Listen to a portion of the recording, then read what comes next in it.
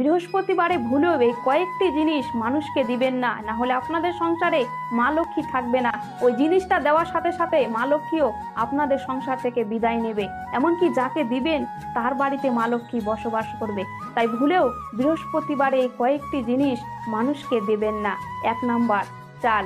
চাল যতই কেউ চাইতে আসুক, বৃহস্পতিবারের দিনে চাল দেবেন না। 2 নাম্বার, লবণ। লবণ ভুলেও বৃহস্পতিবারের দিনে কাউকে দেবেন না। হলুদ।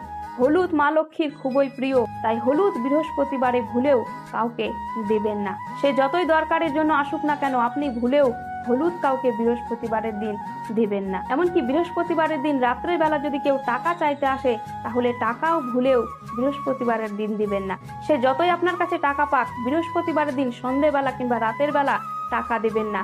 না হলে আপনাদের সংসারে মা লক্ষ্মী থাকবে না, অলক্ষ্মী থাকবে। আর সবসময় আপনাদের সংসারে অভাব, দারিদ্রতা, দুঃখ, কষ্ট, স্বামী স্ত্রীর মধ্যে ঝঞ্ঝাট, ঝগড়া লেগেই থাকবে। এক কথায় বলতে গেলে বৃহস্পতিবারের দিনে কোনো আনাজ মানুষকে দেবেন না।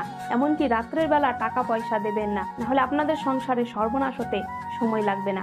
আশা করি ভিডিওটির মাধ্যমে অনেক কিছুই জানতে পারলে। যদি ভিডিওটি ভালো লাগে তাহলে অবশ্যই লাইক, কমেন্ট, শেয়ার করবেন আর পেজটিকে ফলো করে সাথে থাকবেন। এই ধরনের ভিডিও যদি আরো পেতে চান তাহলে পেজে গিয়ে অবশ্যই দেখে নেবেন, সাথে থাকবেন। ধন্যবাদ।